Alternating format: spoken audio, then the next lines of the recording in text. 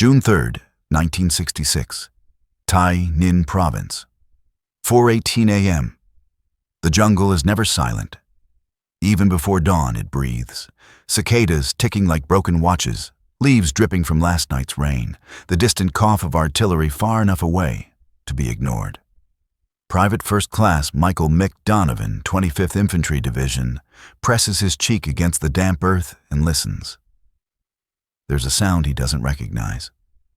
Not a branch snapping. Not the heavy crunch of boots. It's softer. A dull, rubbery whisper sliding over wet leaves. Donovan tightens his grip on the M16. "Hold," the squad leader whispers, fist raised.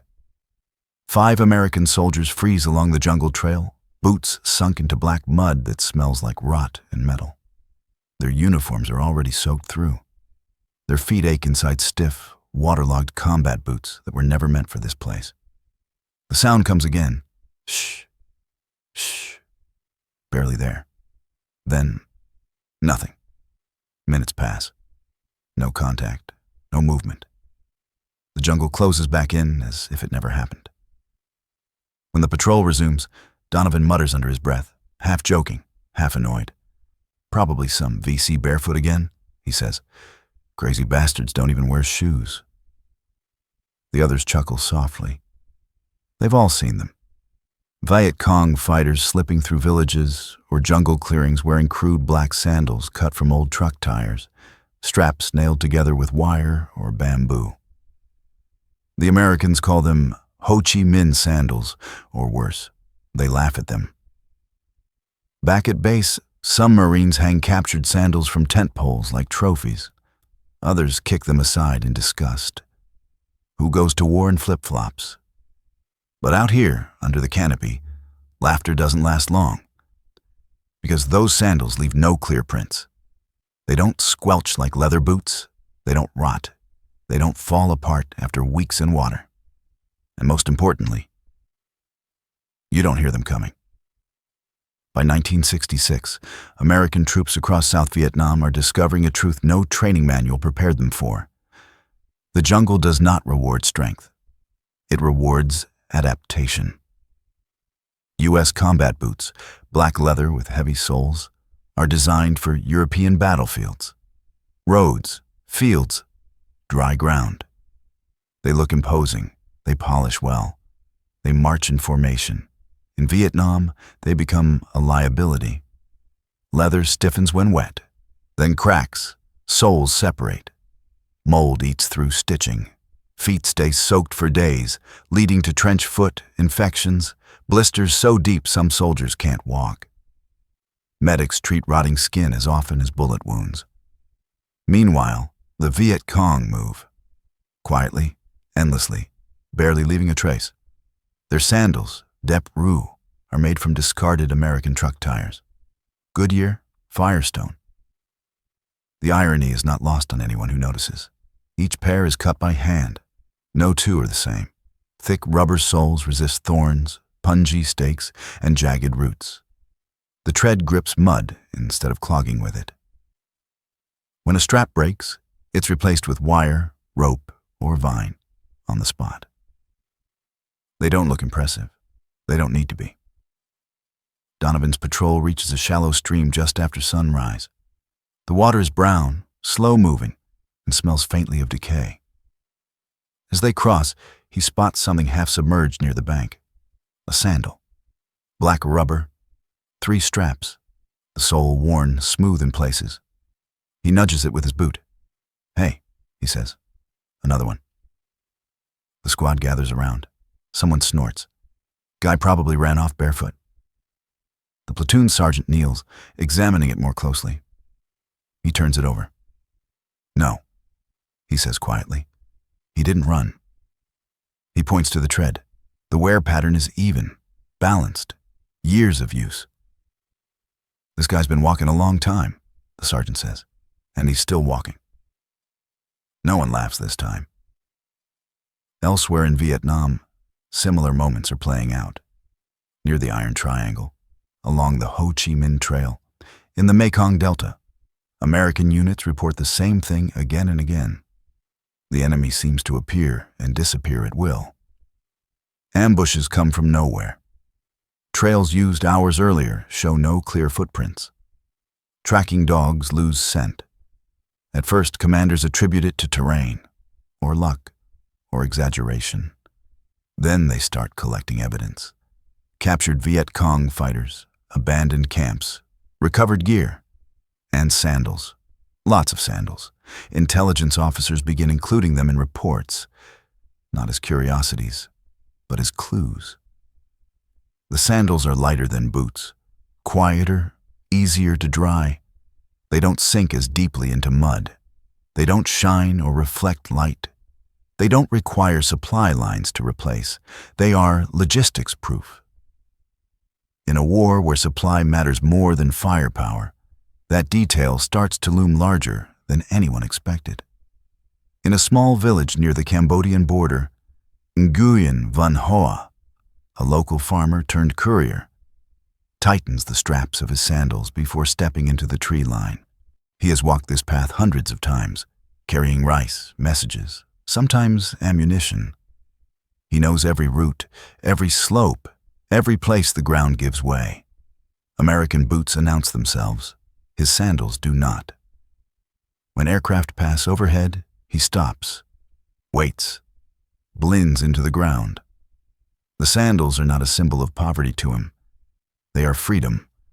They mean he can walk all day, all night, and again tomorrow. Back at base, Donovan sits on an ammo crate, peeling off his socks. The skin on his feet is pale and wrinkled, cracked in places. One toenail is black. Across the perimeter wire, a group of South Vietnamese children laugh as they chase each other barefoot through the dirt. One of them wears a tire sandal. Donovan watches, expression unreadable.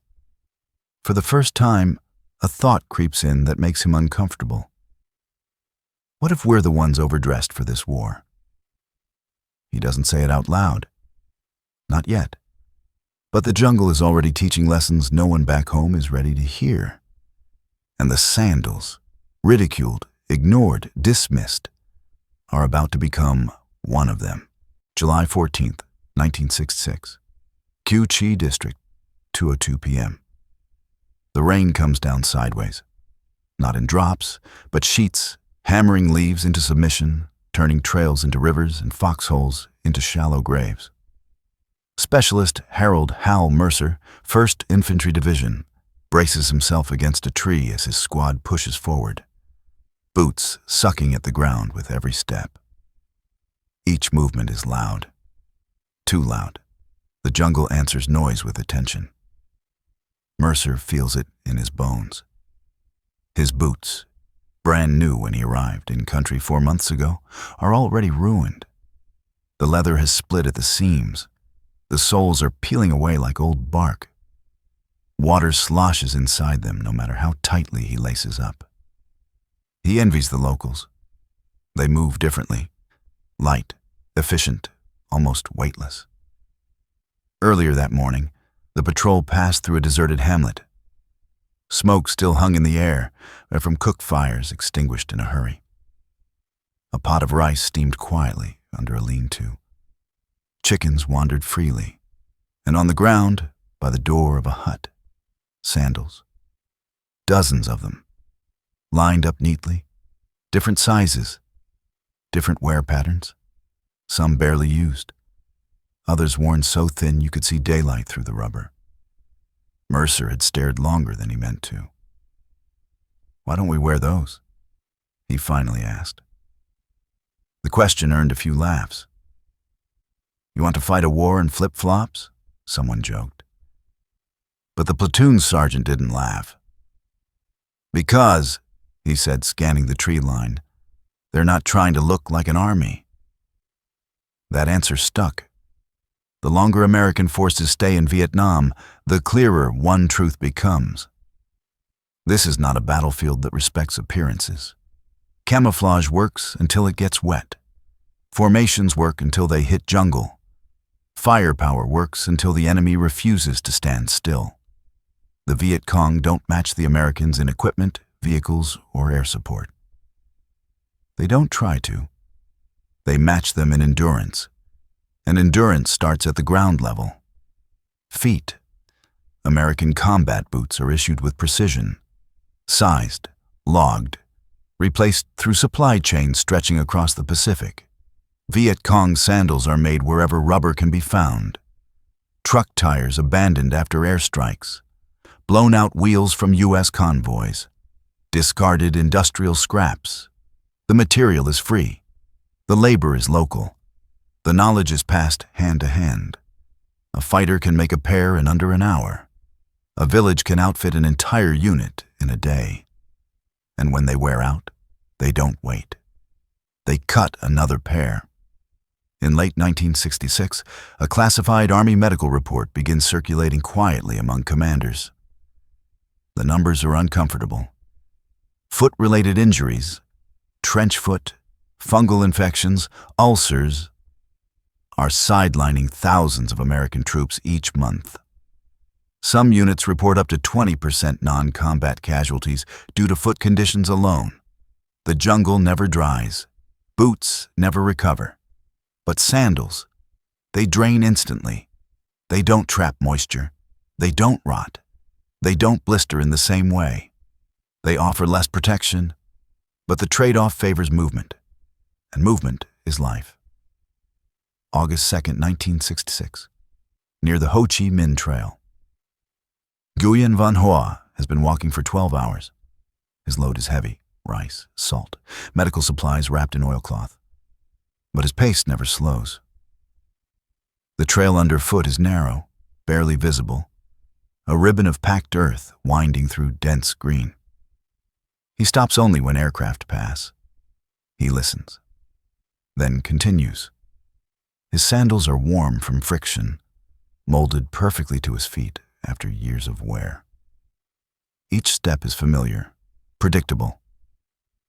When he reaches a rest point, a camouflaged shelter beneath layered foliage, he sits, removes the sandals, and inspects them. One strap is fraying. He ties it tighter with wire. Problem solved. No report filed, no requisition form, no delay. By nightfall, he will move again. American patrols begin noticing the pattern too late. Ambushes happen along routes that appear unused. Tracking teams find prints that vanish abruptly, sandals leaving shallow impressions that disappear after rain. Dogs lose scent. Sensors detect movement, but fail to pinpoint it. At night, the jungle belongs entirely to those who move quietly, and sandals do not announce themselves. In a forward operating base near Da Nang, Marines gather around a table cluttered with captured gear. AK magazines, rice sacks, medical kits, and sandals. A young lieutenant picks one up, turning it over in his hands. Feels indestructible, he says. A sergeant nods. They've been walking in these for years, he replies. We're lucky if our boots last 6 months. Someone suggests, half joking, that the Army should issue them instead. The joke doesn't get the laugh it used to.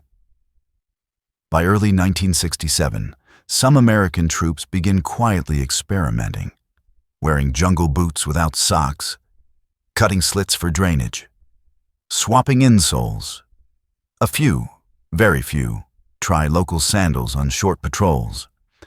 The results are mixed. The sandals are brutal on rough terrain when carrying heavy loads. They offer little protection against sharp bamboo, punji traps, or shrapnel. But for scouts, couriers, night movement, they work. Command discourages the practice. Uniformity matters. Discipline matters. Appearances still matter. But the idea has been planted. Back in Washington, analysts reviewing field reports notice an odd correlation. Areas with sustained Viet Cong presence show fewer signs of logistical strain than expected. Units remain mobile despite bombing, despite interdiction, despite attrition. The conclusion is unsettling. The enemy's advantage is not firepower, it's friction, or rather, the lack of it. Every piece of American equipment requires maintenance, fuel, replacement, training. Every piece of Viet Cong gear reduces dependency. Sandals do not need trucks, do not need spare parts, do not need factories. They turn war into something portable, and portability favors the side willing to walk farther. Mercer learns this the hard way. During a night movement gone wrong, his squad stumbles into an ambush they never heard coming. The first burst of fire drops 2 men instantly. The enemy vanishes before air support can respond. All that remains by morning are shell casings and sandal prints, barely visible, almost respectful in their restraint. Mercer stares at his boots, caked in mud, heavy and loud. For the first time, Mockery curdles into something else. Unease. Because it's becoming clear that the war is not being decided by who has better weapons, but by who can stay on their feet the longest. The sandals were never meant to win battles. They were meant to survive them. And in Vietnam, survival is strategy. November 3rd, 1967. Tay Ninh Province, 11:18 p.m. The jungle is slick with mist, not rain, just enough moisture to make every leaf whisper when touched. Staff Sergeant Michael O'Donnell, U.S. Army Rangers, signals his team forward with 2 fingers. No radios, no flashlights. Every movement is deliberate. They are hunting shadows. For weeks, intelligence reports have pointed to a Viet Cong courier route cutting through this stretch of forest. No vehicles, no supply dumps, just men moving on foot night after night without being caught. O'Donnell doesn't believe it, not fully. You can't move that much material without leaving something behind. Tracks, trash, sound, something. But as the patrol advances, the jungle offers nothing. No snapped branches, no disturbed undergrowth, no boot prints deep enough to follow. Just faint impressions that vanish almost as soon as they appear. Sandals. Again. Back at base, frustration bleeds into analysis. This is no longer about pride or appearances. It's about arithmetic. Every American patrol requires fuel. Every helicopter requires maintenance. Every supply drop requires coordination. Every Viet Cong movement requires legs. That's it. No engines, no exhaust, no logistics tail. Just people and paths. And the math favors the side that doesn't need to be supplied. Captured Viet Cong documents, translated hastily, often incompletely, start painting a clearer picture. Footwear is mentioned not as equipment, but as doctrine. Instructions on how to cut tires, how to angle straps to reduce friction, how to rotate wear to prevent injury, how to repair soles in the field. One passage stands out to analysts. The road is our weapon, the foot is our engine. It is not poetry, it is policy. At the Pentagon, a quiet debate begins. Not about sandals specifically, but about assumptions. For decades, American military thinking has been built on a principle. Technology accelerates victory. Vietnam is undermining that belief piece by piece. The enemy is deliberately choosing solutions that cannot be disrupted by bombing. You can destroy factories, you can crater roads, you can sink ships, but you cannot bomb feet into stopping, not without occupying every mile of jungle. And that is impossible. January 1968. Near Hue, the Tet Offensive explodes across South Vietnam. Cities erupt, bases are attacked. The map lights up everywhere at once. And once again, American commanders ask the same question. How did they move this many men? This much equipment? This fast? The answer doesn't lie in trucks or trains. It lies in preparation. Months, sometimes years of walking, of testing terrain, of choosing footwear that doesn't fail in monsoon or mud. Sandals don't appear in after-action reports, but they are everywhere between the lines.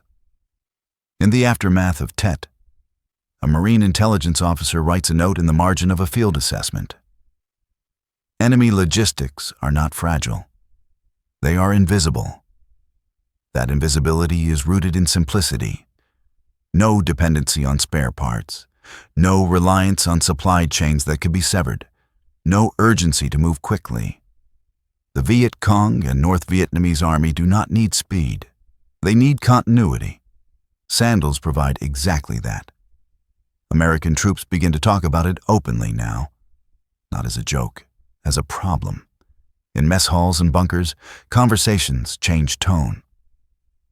They don't wear out, one soldier says. They don't slip. Another adds. They don't stink like ours, someone mutters. There's no admiration, just grudging recognition. O'Donnell sees it firsthand during a pursuit gone wrong. His team follows a suspected infiltration route for miles, boots blistering, calves burning. The trail is narrow, winding, uneven. Halfway through the movement, one ranger goes down, ankle twisted, boot torn open. The patrol halts. Evacuation takes hours. By the time they resume, the trail is empty. Whoever they were following is long gone. Walking, always walking. Medical officers compile new data. Boot-related injuries continue rising. Replacements are slow. Resupply is inconsistent. In contrast, captured Viet Cong fighters show fewer foot injuries despite longer movement distances. The conclusion is unavoidable. The sandals aren't primitive, they're optimized. In late 1968, a U.S. Army logistics study uses an unusual phrase. The enemy's material disadvantage functions as an advantage. It explains that low-tech solutions reduce points of failure, that adaptability beats standardization in unpredictable environments, that the jungle punishes excess. Sandals are excess stripped away. By now, the mockery is gone. No one laughs when sandals show up in captured gear piles. They're handled carefully, studied, sometimes even kept. A quiet acknowledgement that the war has revealed something uncomfortable. That superiority in tools does not guarantee superiority in outcomes. That endurance is built from the ground up, literally. O'Donnell writes a letter home near the end of his tour. He struggles to explain what he's learned. How do you describe losing ground to something so small? He settles on a line that surprises even him. They didn't beat us with better weapons. They beat us by refusing to wear out. The sandals never appear in headlines. They're never mentioned in speeches. But by the end of 1968, they have outlasted something far more important than boots. They have outlasted certainty. And once certainty is gone, victory becomes negotiable. May 14th, 1969.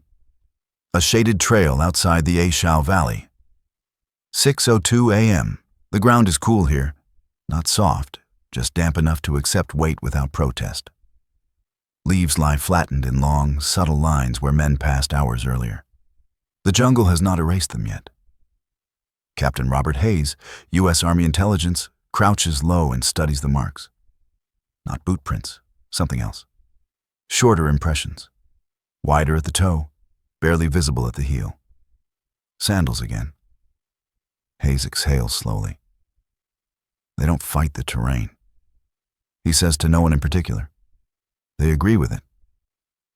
By 1969, agreement with the jungle has become the enemy's greatest advantage.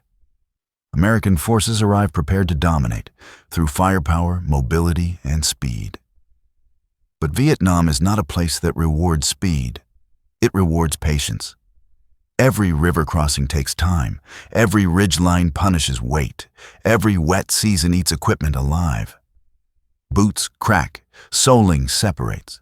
Leather rots. Supply chains struggle to keep pace. Sandals don't ask to be replaced. They adapt. Captured Viet Cong footwear is now cataloged in detail, not as curiosities, as artifacts of a system, Analysts note variations by region: thicker soles in rocky highlands, thinner cuts in flooded lowlands, different strap patterns for climbing versus flat movement. These are not improvised solutions. They are local answers refined over years of walking the same ground. American boots are designed in factories thousands of miles away. Sandals are designed by terrain. In briefings, officers stop calling the enemy poorly equipped. That phrase disappears quietly. Instead, they use words like appropriate and efficient. The shift is subtle, but it signals something deeper: recognition. A Marine named Eddie Morales experiences it during a sweep operation near the Cambodian border. The patrol moves fast at first, boots pounding earth, gear rattling with every step. Then the pace slows. Mud sucks at soles. Roots catch edges. Feet burn. They press on anyway. Hours later, they reach a clearing where intelligence suggested enemy presence. Nothing. No bodies. No equipment. No sign of recent occupation. Just a cooking pit, cold, and tracks leading away. Sandals. Morales stares at his boots, soaked and heavy. They didn't run, he says quietly. They just kept going. By now, the realization has spread beyond footwear. Sandals become a symbol, not officially, but culturally. They represent a way of fighting that refuses to be disrupted. A war designed to be absorbed rather than won. Instructors at military academies begin using Vietnam as a cautionary case. Not about tactics, about assumptions. That better gear automatically means better outcomes. That modernity guarantees dominance. Vietnam keeps answering no. In Hanoi, logistics officers never celebrate sandals. They don't need to. They measure success in kilometers covered, in nights survived, in routes kept open despite bombing. Sandals are not heroic. They are sufficient. And sufficiency is everything in a long war. American attempts to adapt come too late. Experimental lighter boots, modified soles, improvised quiet movement techniques. None scale fast enough. Doctrine changes slower than terrain, and terrain does not wait. By the early 1970s, U.S. involvement begins to wind down. Vietnamization, withdrawals, negotiations. The war shifts shape again, but the lessons remain. Long after the last American units leave, sandals are still used. Not because they are symbols of resistance, but because they work. Hayes writes a final assessment before rotating home. It never makes headlines. It never leaves classified files. But one sentence stands out. The enemy's endurance is not accidental. It is engineered, starting from the feet upward. The jungle never cared who was stronger. It cared who stayed. And in Vietnam, staying mattered more than anything else. April 7th, 1973. A dirt road outside Tay Ninh. 5:38 p.m. The war is ending on paper. Not here. The road is dry now, cracked by heat, its surface powdered into pale dust that clings to skin and fabric. A small group of North Vietnamese soldiers move south at a steady pace, their silhouettes stretched long by the sinking sun. They are not in a hurry. They have never needed to be. On their feet, sandals, worn thin, repaired twice, still intact. When the Americans leave Vietnam, they take with them helicopters, radios, vehicles, doctrine, and debate. What they leave behind is quieter. Lessons that do not announce themselves. Lessons that do not fit neatly into after-action reports. One of those lessons walks out of the jungle on rubber soles cut from discarded tires. In the years immediately after U.S. withdrawal, American military culture struggles to explain Vietnam. Was it a failure of will, of politics, of strategy, of public support? All of those debates rage. Very few ask a simpler question. Why did so many small things work better than big ones? Sandals rarely appear in official histories. They are too mundane, too uncomfortable as symbols. But among soldiers who served there, they linger in memory, as jokes that stopped being funny, as details that refuse to be dismissed.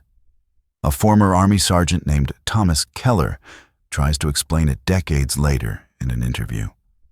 "We thought they were primitive," he says, "but they weren't. They were practical, and practical wins when nobody's leaving." He pauses. "We were always thinking about rotation dates. They weren't." That difference, more than ideology, more than firepower, defined the war. American troops fought bravely, professionally, often brilliantly, but they fought with an end date in mind. Viet Cong and North Vietnamese forces did not. Their equipment reflected that reality. Sandals could be repaired indefinitely. Boots required replacement. Sandals could be made anywhere. Boots had to be shipped. Sandals left less trace. Boots announced presence. Sandals assumed the war would last. Boots assumed it wouldn't. After Vietnam, the U.S. military studies the conflict exhaustively. Counterinsurgency doctrine evolves. Special operations expand. Light infantry concepts re-emerge. But the deeper lesson, that technology must submit to environment, not dominate it, takes longer to absorb. Vietnam is eventually framed as an exception, a war fought under unusual political constraints, in unfamiliar terrain, against an unconventional enemy. That framing is comforting. It suggests the failure was contextual, not systemic. But history has a way of revisiting unanswered questions. Years later, in other jungles and deserts, American forces encounter similar patterns. Improvised solutions outperform standardized ones. Local knowledge defeats imported assumptions. Simple tools outlast complex systems. Each time, the surprise feels new. It isn't. Vietnam already explained it. In Vietnam itself, the sandals never disappear. They are worn by farmers, by porters, by soldiers long after uniforms change. They are not memorialized, not preserved in glass cases. They remain what they always were. Tools. A Vietnamese veteran named Nguyen Van Tho is asked in the 1990s whether the sandals carried symbolic meaning during the war. He looks confused. "Symbol," he repeats. "They were shoes." He thinks for a moment. They didn't hurt our feet. That mattered. That answer, more than any ideology, captures the war's quiet truth. Wars are not only decided by courage or cruelty or command decisions. They are decided by whether men can keep moving. Day after day, season after season, year after year. Sandals made that possible. Back in the United States, Vietnam becomes memory, then history, then argument. But among veterans, certain images remain sharp. The sound of rain on jungle canopy, the smell of rotten cordite, the sight of tracks in mud that never belonged to American boots. Sandals moving where boots could not follow. In a lecture at a military college decades later, an instructor ends a presentation on Vietnam with an unusual slide. No maps, no casualty figures, just a photograph. A single rubber sandal, worn smooth, strap knotted twice. He lets the room sit with it. "This," he says, "outlasted our assumptions." The war did not end because of sandals, but sandals explain why it could not be ended quickly. They represent an enemy who optimized for survival rather than victory, who measured success not by territory taken, but by tomorrow reached. In that kind of war, endurance becomes dominance. When the jungle finally goes quiet, when the bombs stop and the boots leave, what remains is not the loudest weapon or the most advanced machine. It is the thing that never needed replacing, The American troops who once mocked the sandals were not foolish. They were fighting a different kind of war than the one they believed they were in. A war where superiority was supposed to force conclusions. Vietnam refused to conclude. Long after the last firefight, long after the last evacuation, long after the last debate fades, the sandals are still there, waiting, walking, enduring. They never argued with the ground, and the ground never argued back.